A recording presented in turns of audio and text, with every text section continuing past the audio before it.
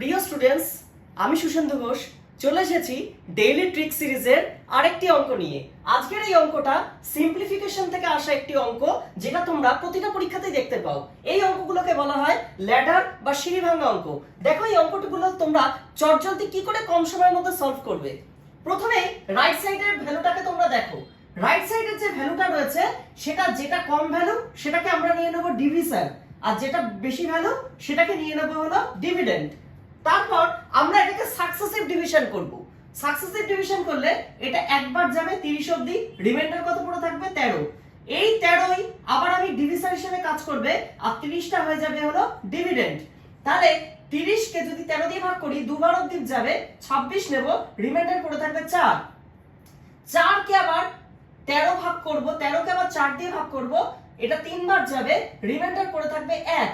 আবার 1 দিয়ে 4 কে ভাগ করব, 4 বার অবধি যাবে। তাহলে এই সাকসেসিভ ডিভিশন আমি ততক্ষণ অবধি করতে থাকবো যতক্ষণ না পুরোপুরি মিলে যায়। এরপর আমি যে রেজাল্ট বা কোশ্চেন গুলো আসলো সেগুলোকে যদি ভালো করে অবজার্ভ করে দেখি, এই প্রথমের ভ্যালুটাই হয়ে যাবে এর ভ্যালু, এটাই হয়ে যাবে এর ভ্যালু, আর 2 হয়ে যাবে, এটাই হয়ে যাবে 2b এর ভ্যালু। ঠিক একইভাবে 3c এর ভ্যালু হয়ে যাবে এটা, আর এটা হয়ে যাবে হলো d এর ভ্যালু।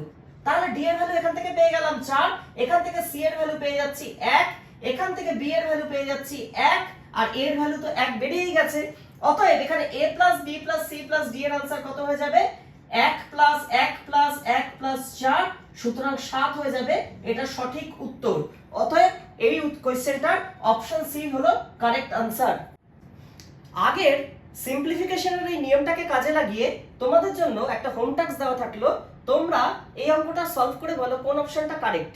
ভিডিওটা ভালো লেগে থাকলে তোমরা লাইক করো, ভিডিওটাকে শেয়ার করো, আর এরকম আরো অনেক ভিডিও পেতে চ্যানেলটাকে অবশ্যই সাবস্ক্রাইব করে রেখো।